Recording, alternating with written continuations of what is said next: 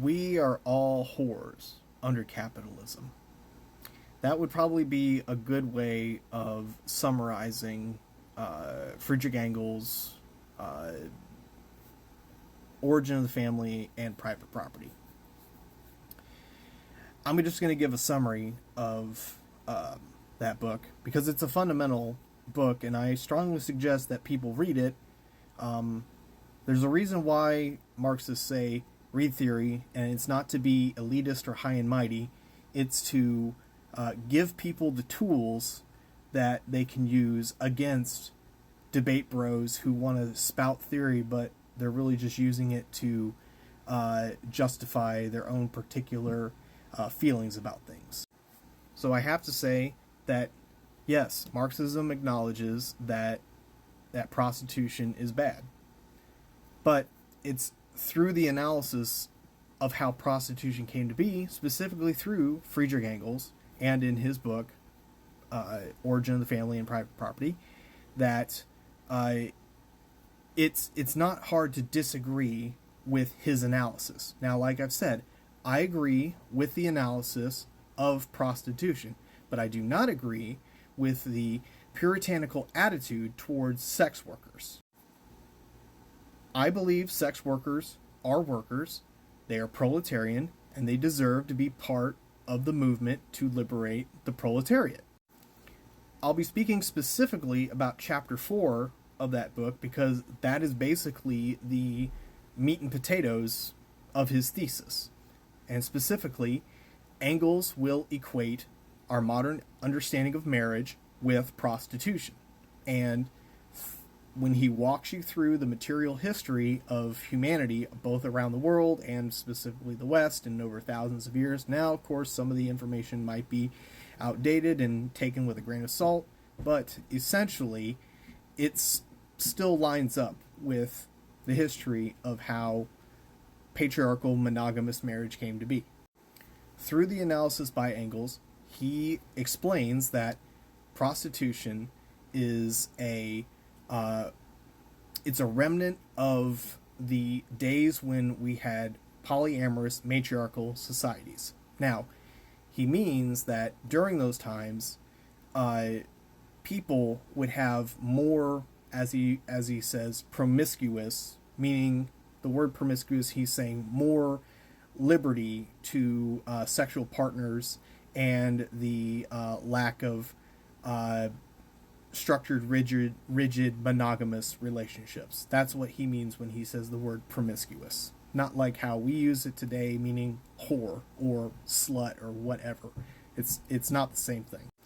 Now, if you were to take some of the words of Engels and say it around a bunch of conservative people today, they would call you woke. Specifically, Engels saying that the modern family, coming from a Roman word that referred to a slavery institution that included the mother and children of the patriarch, and he obviously describes our modern understanding of patriarchy, which he specifically describes as the enslavement of women, the division of labor where the man, the husband, is exercising his authority over his mother of his children, later basically called wife.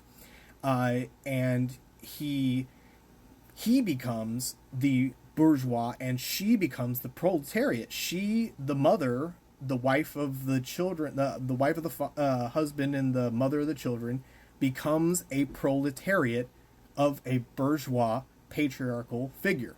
This is all in chapter 4, referring to the monogamous relationship and how prostitution or marriage are the two choices of women, specifically because he's being, unfortunately, you could say misogynist, but it's really more just man-centered because during that time men were expected more to be the people who do more of the economic stuff. It is what it is. It's a product of the time.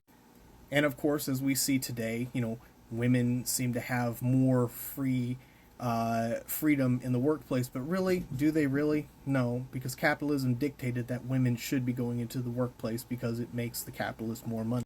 And I'm specifically talking to you, Buffalo Bolshevik, our comrade, I'm still going to call you comrade, even though you have your flaws.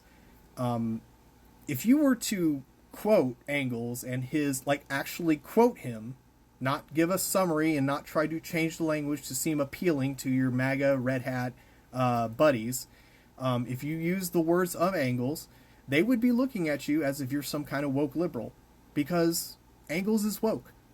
Marx is woke.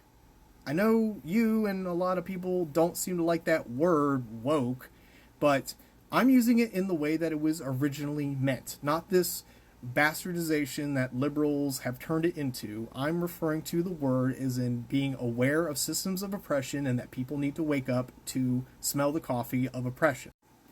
Engels observes that women have two choices: either they rent out their sexual labor, or they sell it under a consensual contract. And of course, Engels goes in and describes that the marriage contract is exactly the same in exploitative nature to the modern wage labor work contract. This is why I can say that, to summarize Engels' book, we're all whores under capitalism.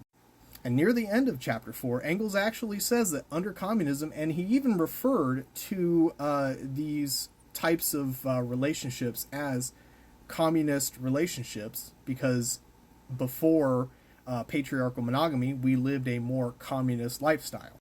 But he says that under communism, prostitution would cease to exist, as well as our understanding of monogamous marriage would cease to exist under communism. And he says that we would be able to achieve true monogamy, meaning monogamy that we actually choose to stay with a person because we love them and not because we feel like we are trying to elevate our social status or try to gain more capital in life. Because that is what marriage basically is currently under capitalism, as a contract system to elevate one's economical status. And I'm seeing where people like Buffalo Bolshevik are using this rhetoric that Marxism is anti-prostitution, so anti-sex work. Really, it's because of their own ick factor. They fundamentally don't like the idea of sex workers. They don't like the idea of porn. They don't like the idea of just promiscuous relationships. So they want to use the writings of Marxists to intellectualize their feelings, because personality precedes politics.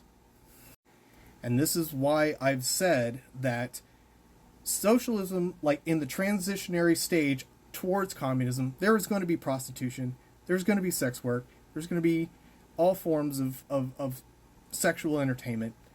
The proper thing to do is not make it illegal or make it criminal. Instead, we need to try to create social systems that will allow people to not feel desperate to engage in the exploitative system of prostitution.